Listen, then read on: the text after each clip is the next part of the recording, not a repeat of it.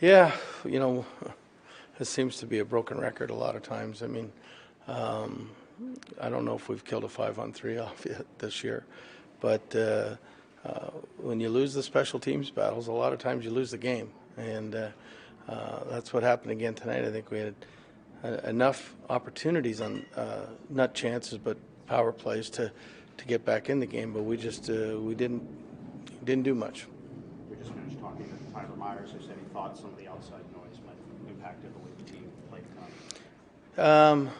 Well, you never know. It looked like they were a little disenchanted at times, and sometimes it gets to you and it wears you down, you know. But I would hope it wouldn't. I mean, we're all very well paid professionals, so I never like to think that. What have the fans meant to you? Oh, it's unbelievable. Like, I mean, I've only been here a year, but it'll go down in my memory books out of the 48 years I've played and coached. That the most incredible thing I've experienced on a personal level, other than winning championships, of course. But it's, you know, it's very touching. Remember how you hated the Bruce There It Is chants when you were first receiving them? Has your opinion on them changed a little bit? Well, there was a reasoning. I didn't want to take away from how good the players were playing, and so it's never about the coach. And now it just sort of thinks that you're going to miss it, you know.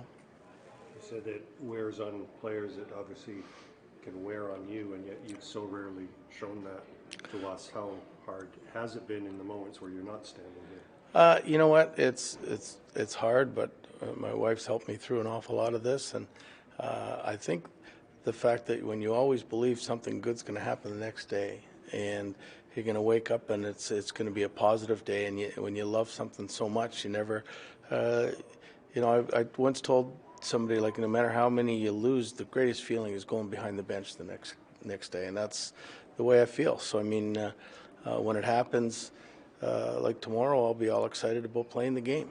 You know, it's just the way it is. So even with everything that's transpired, Wow. you still love to. I love to come in coach. I and be love behind to the bench? be with the players. I love to be behind the bench.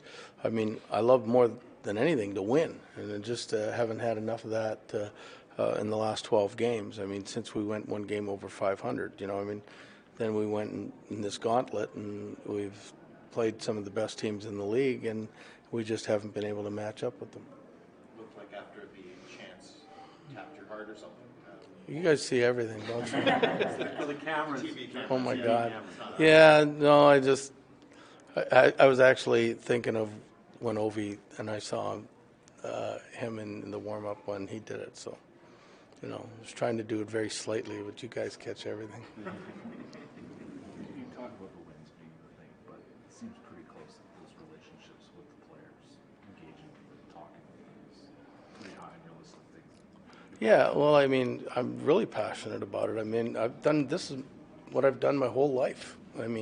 From the time I could walk till now, and never took time off in between. And when I'm taking time off, I'm running 4 hockey schools in the summer. So it's everything. So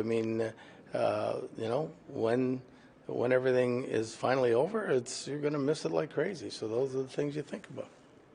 Has anybody from above said anything? We ask you this every day. Anything's changed About what? for your situation? Not that I know of. Mm-hmm. This is a team that you beat twice already this season. Did they do anything different tonight? I think they were pretty determined to not let it go 3 times. And I think the other thing is they're in and been in this situation, quite often, is their sense of urgency for playoffs is a lot earlier than normally it would be.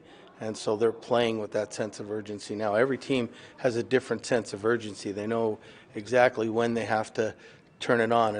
I'll give you an example that I always use.